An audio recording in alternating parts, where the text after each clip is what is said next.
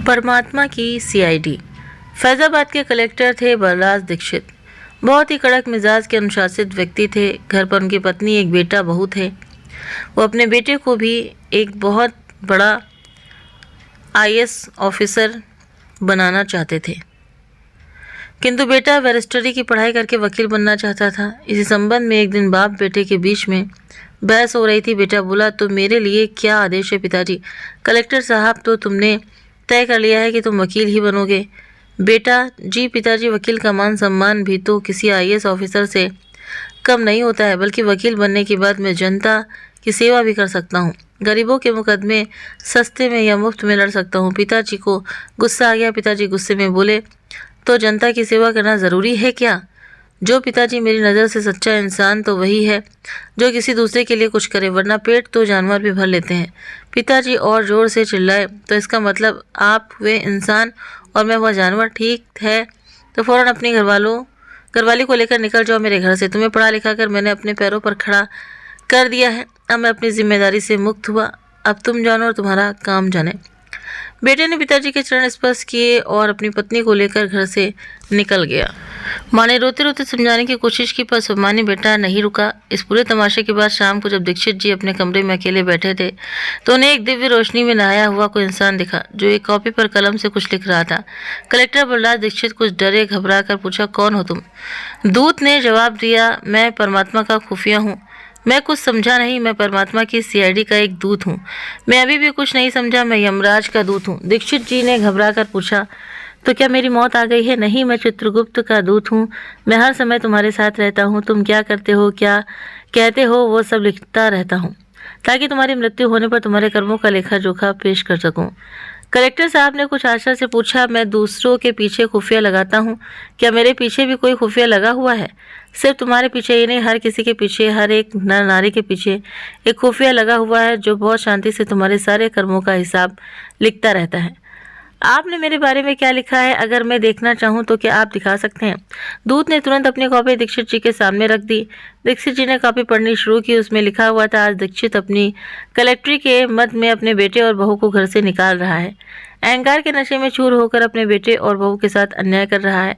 दीक्षित जी का चेहरा कुछ सख्त हुआ। अहंकारी मैं हूँ या वो है, मुझे नहीं पता। अगर वो अहंकारी है तो उसका दूत उसे अपनी कॉपी पर लिख लेगा। मुझे आप अहंकारी लगे, इसलिए मैंने अपनी कॉपी पर लिख लिया। तो क्या बाप का कहा बेटे को नहीं मानना चाहिए? ज़रूर मानना चाहिए, लेकिन अगर बाप की आज्ञा गलत हो तो उसे टालने में भी कोई हर्ज नहीं है। हर इंसान को ईश्वर ने बनाया है और सबकी अपनी अपनी मर्जी है। अगर कोई अपनी मर्जी से वकील बनना चाहता है तो इसमें बुरा क्या है? आप सही कह रहे हैं। आपकी बात मुझे समझ में आ गई है। ये सुनकर दूत ने अपनी कॉपी में लिखा, अपनी गलती मान लेने की अच्छी आदत है। थोड़ी ही देर में उसकी पत्नी रोती हुई कमरे में चली आई और अपने पति से गुहार करने लगी, ये आप क्या कर रहे हैं? जरा सी बात पर बेटे और बहू को घर से निकाल रहे हैं। कलेक्टर साहब ने भी पलटवार किया, बाप की आज्ञा नहीं मानना जरा सी बात है? हमारा बेटा बहुत समझदार है और धर्मात्मा है। वो ऐसा ही कर ही नहीं सकता है कि वो आपकी आज्ञा बात न माने। समझदार और धर्मात्मा नहीं, बल्कि अहंकारी और नमक हराम है। मैं नहीं जानती, अगर वो इस घर से चला गया तो उसके साथ साथ मेरे प्राण भी चले जाएंगे। अपनी पत्नी के मुँह से ऐसा सुनकर दीक्षित जी ने बड़ा ही चुभता हुआ व्यंग मारा। अच्छा, तो आप अपने पति के साथ नहीं बल्कि बेटे के साथ सती होंगी। और यह व्यंग पत्नी को सचमुच ऐसा चुभा कि उसने चिल्लाते हुए अपनी छाती पर एक जोरदार घूसा मारा और वहीं बेहोश होकर गिर गई। दीक्षित जी ने पलटकर देवदूत की ओर देखा। देवदूत कॉपी में लिख रहा था। अपने पुरुषार्थ के घमंड में चूर होकर दीक्षित ने आज अपनी सती सावित्री पत्नी का घोर अपमान किया। स्त्री का अपमान नरक के द्वार खोलता है। दीक्षित ने तुरंत देवदूत को टोका, एक स्त्री को अपने पति की हाँ में हाँ मिलानी चाहिए या बेटे की? जहाँ जैसा मौका हो वैसा करना चाहिए। पति पत्नी का संबंध प्रेम का होता है। माता और बेटे का संबंध स्नेह का होता है, आत्मा का होता है। माँ से अपने बेटे को अलग करना आत्मा को शरीर से अलग करने के समान है।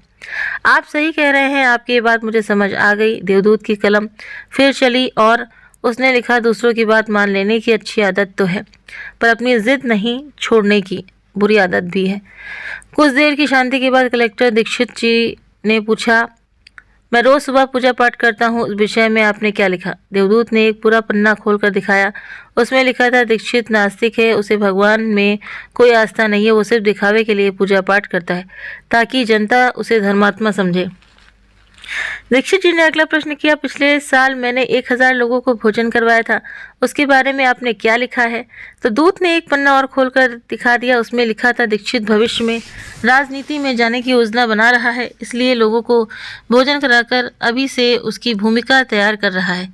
ये ढोंग है क्योंकि दीक्षित के दिल में बिल्कुल भी दया नहीं है। मैं पब्लिक के जलसों में शामिल होता हूँ, बड़े बड़े लेक्चर देता हूँ, इसके बारे में आपने क्या लिखा है? देवदूत ने एक पन्ना और खोलकर दिखाया, पब्लिक का दिल जीतना चाहता है कि लोग उसे बदलाव का हिमायती समझें, जबकि ये किसी भी तरह के बदलाव के खुद ही खिलाफ रहता है। अब दीक्षित जी को सच्चाई समझ में आ गई। उन्होंने देवदूत को प्रणाम करके कहा, आप तो मेरे दिल का सारा हाल जानते हैं। देवदूत ने कहा, आप पूरी दुनिया को धोखा दे सकते हैं, लेकिन मुझे नहीं। मैंने आज तक कितने गलत काम किए होंगे? 5000 और अच्छे काम किए होंगे। कितने किए होंगे? 5। अब दीक्षित जी की त्योरियां चढ़ गईं और 2 टूक शब्दों में कह दिया, जब आपने इतना कुछ लिख ही लिया है तो एक बात मेरी भी सुन लो। ना तो मैं किसी परमात्मा को मानता हूँ और ना उसके किसी दूत को। दूत ने अपनी कॉपी पर लिखना शुरू किया। मुझे प्रत्यक्ष देख लेने के बाद भी दीक्षित मेरे और परमात्मा के होने का प्रमाण मांग रहा है। ये एक वज्र मूर्ख है और कलेक्टर के पद जैसी जिम्मेदारी के लायक नहीं है। ये लिखता देख कलेक्टर साहब घबरा गए और समझ में आ गया कि सचमुच इनसे बचने का कोई मार्ग नहीं है। कुछ देर बाद अंतिम प्रणाम करने के लिए बेटा अपनी पत्नी के साथ वहां आया। पिताजी, मैं नालायक बेटा हूं, इसलिए मुझे अपना घर छोड़कर जाने की आज्ञा दीजिए। आज आखिरी प्रणाम लेकर आया हूँ। दीक्षित जी को अपराजित हुआ। उन्होंने गलती स्वीकार करते हुए कहा, तुम कहीं मत जाओ बेटा, तुम वकील बनना चाहते हो तो ठीक है, उसकी तैयारी करो। मेरा ख्याल गलत था। हर इंसान को वही काम करना चाहिए जो उसे पसंद हो, जिसमें उसे सफलता मिल सकती हो। तुम्हारी माँ का दिल दुखाया, उसके लिए मैं तुम्हारी माँ से और तुमसे माफ़ी मांगता हूँ। अब तुम जवान हो गए हो और जवान बेटा दोस्त की तरह होता है, इसलिए तुम मुझे माफ़ कर दो। बेटे की आंखों में आंसू आ गए और उसने भी पिता के पैरों पर गिरकर माफ़ी मांग ली। बेटे को गले लगाकर दीक्षित जी बोले, मैं नास्तिक था, भगवान में विश्वास नहीं करता था, एक नकली दिखावटी जीवन जीता था, किंतु आज परमात्मा ने मेरी आंखें खोल दी। आज से मैं सदाचार के रास्ते पर चलने की कसम खाता हूँ। परिवार बिखरने से बच गया, सब लोग खुशी के साथ रहने लगे। और दीक्षित जी ने जब देवदूत की ओर देखा कि वो फिर अपनी कॉपी पर कुछ लिख रहे थे, आज दीक्षित जी ने अपने नकली जीवन को छोड़ दिया है और प्रतिज्ञा की है कि वो अब असली जीवन जिएगा। आज से उसका जीवन जीने का ढंग परिवर्तित हो चुका है और भविष्य में भी वो एक बेहतर इंसान बनने के प्रयास करता रहेगा। तो ये कहानी हमें बताती है कि परमात्मा हर समय हम पर नज़र रखे हुए और हमारे कर्मों का सारा लेखा जोखा तैयार रखता है। हमें जितना हो सके एक अच्छा और आदर्शवादी जीवन जीने का प्रयास करना चाहिए और बिल्कुल भी परमात्मा को अपने से दूर नहीं रखना चाहिए, उसकी भक्ति करना चाहिए। और सब जीवों में, यानी कि कोई भी हो, क्योंकि वहाँ पे नोट हो रहा है, जो हम जैसा भी काम करते हैं, अच्छा करते हैं या बुरा करते हैं, वो भगवान के पास नोट हो रहा है। तो उम्मीद करते हैं कि आपको ये कहानी ज़रूर पसंद आई होगी। वीडियो पसंद आया तो वीडियो को लाइक शेयर सब्सक्राइब करना ना भूलें। आपसे मिलते हैं हम नेक्स्ट कहानी, नई जानकारी, नई कहानी के साथ में। और दोस्तों, कमेंट करना बिल्कुल भी ना भूलें। Thank you.